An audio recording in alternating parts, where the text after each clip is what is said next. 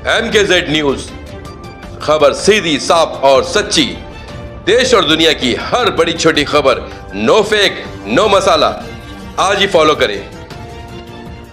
नमस्कार, आदाब। MKZ news में आप सभी का स्वागत है।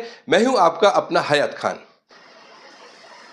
ईरान के सर्वोच्च नेता, सुप्रीम लीडर इमाम सैयद आयतुल्लाह अली खमेनी का जनाजा उनके अंतिम सफर की तरफ बढ़ रहा है।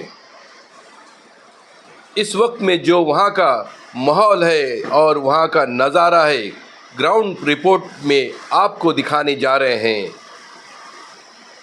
चारों तरफ लोग ही लोग नज़र आ रहे हैं। हमने ख़ास करके ईरान के नज़र अब्बास रिजवी साहब से रिक्वेस्ट की है कि वहाँ का नज़ारा दिखाइए और वहाँ की रिपोर्ट भेजिए। इस वक्त हम मुसल्ला के अंदर हैं और आप देख सकते हैं कि यहाँ पे नमाज जनाजा पढ़ने की सफ़ें लग चुकी हैं। लाखों की तादाद में लोग जमा हैं और इस तरफ वो स्टेज है नीले कलर का आपको दिख रहा है, जिसमें शहीद रहबर आयतुल्लाह खामनेई, उनकी बेटी, उनकी बहू, उनकी 14 महीने की नवासी और उनके दामाद की लाश है, जनाजा है। और पीछे जहाँ तक भी आपकी नज़र जा रही है वो सब लोग हैं, हत्ता कि जो ऊपर का हिस्सा है वहाँ पर भी एक बड़ी तादाद में, लाखों की तादाद में लोग जमा हैं। और यहाँ पर फ़िलहाल लोग आमादगी कर रहे हैं। आधे घंटे 40 मिनट के बाद यहाँ पे नमाज जनाजा शुरू होने वाली है।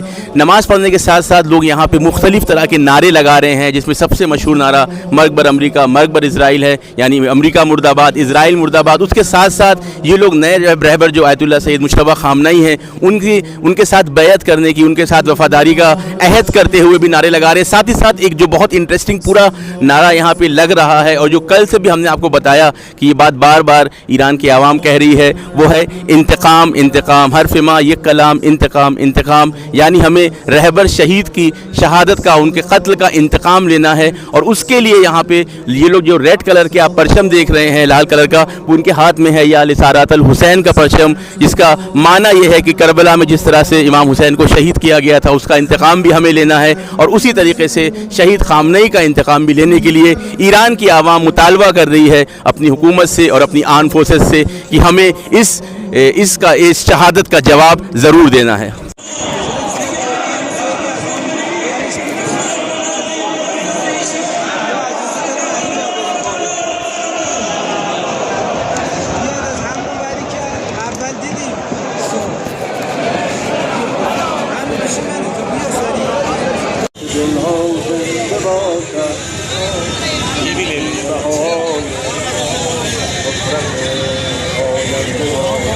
यहाँ पर लेना चाहिए, तो उसका यहाँ पर भी ले लेता हूँ।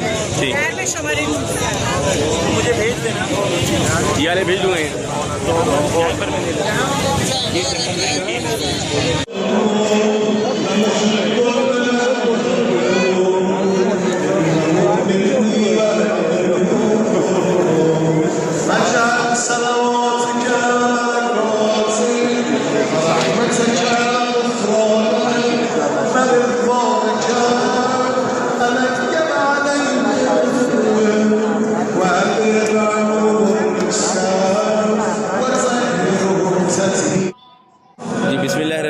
जी बहुत बहुत शुक्रिया मुझे एक बार फिर से इनवाइट करने के लिए। जी मैं इस वक्त मुसल्ला इमाम खुमैनी तेहरान में हूँ। मुसल्ला को अगर मैं समझाने के लिए आपके व्यूअर्स के बताऊँ तो मुसल्ला कहते हैं जामा मस्जिद को। तो इमाम खुमैनी जामा मस्जिद तेहरान में जो बहुत बड़ी एक मस्जिद है जहाँ पे नमाज जुमा भी होती है, नमाज ईद वगैरह भी होती है। और ये वही जगह है जहाँ पे जो रहबर शहीद हैं आयतुल्लाह सैयद अली खामनेई, वो अक्सर जो है नमाज ईद, नमाज जुमा जो है वो पढ़ाया करते थे। उस वक्त यहाँ पे मैं मौजूद हूँ और यहीं पे वो उनके जो फ्यूनरल का प्रोग्राम है वो चल रहा है, जिसमें आज सुबह जो है वो नमाज जनाजा पढ़ी गई, जिसमें लाखों की तादाद में, बल्कि मैं कहूँ शायद एक करोड़ तक की तादाद में जो लोगों ने नमाज जनाजा पढ़ी।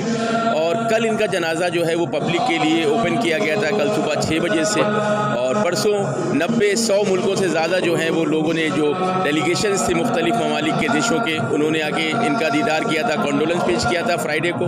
और संडे से फिर ये आम जनता के लिए खोला गया इनका जो जनाजा है। और आज जो है इनकी नमाज जनाजा जो है वो तेहरान में पढ़ाई गई है। और आज भी दिन भर जो है वो जो लोग हैं, आवाम है ईरान की, वो आके श्रद्धांजलि देती रहेगी, कॉन्डोलेंस देती रहेगी।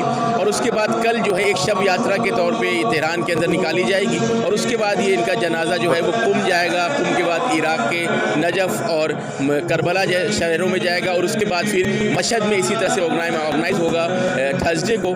और उसके बाद मशहद के ही अंदर जो इमाम रज़ा का मज़ार है, इमाम रज़ा का जो हरम है, उसके अंदर इनको जो है सुपुर्द खाक किया जाएगा। मैं आज यहाँ नमाज में शामिल हुआ और जो फ़ज़ा थी वो बहुत ज़्यादा गमगीन थी। धर्मेश जी, दो तरह के इमोशंस यहाँ पे मिले जुले मैंने देखे।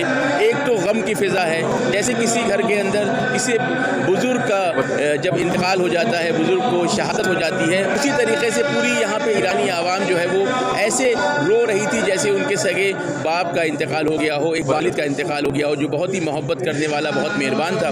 लेकिन इस गम और गुस्से, गम के साथ साथ जो उनकी आंखों से बहते हुए आंसुओं से झलक रहा था, एक गुस्सा भी था उनका। और वो अपने नारों में बार बार ये बात कह रहे थे, अपने गुस्से का इजहार कर रहे थे कि आप सुनते रहते हैं वो नारा कि जो रहबर शहीद ने सिखाया ईरान के आवाम को, वो है मर्ग बर अमरीका, मर्ग बर इज़राइल, यानी इज़राइल मुर्दाबाद, अमरीका मुर्दाबाद। साथ ही साथ एक नारा जो था वो था इंतकाम का, कि हमें अपने रहबर की शहादत का इंतकाम लेना है और जब तक हम इंतकाम नहीं लेंगे तब तक हम सुकून से नहीं बैठेंगे।